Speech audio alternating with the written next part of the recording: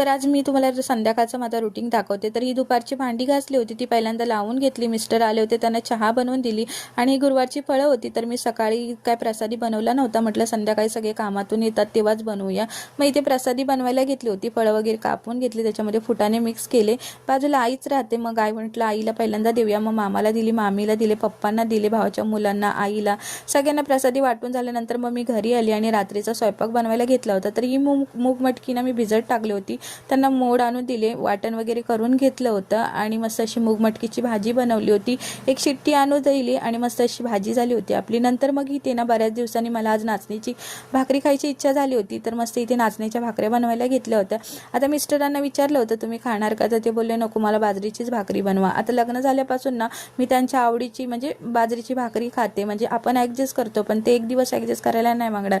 मग त्यांच्यासाठी इथे बाजरीची भाकरी बनवली होती। असा होता आजचा दिवस। प्लीज सबस्क्राईब करा।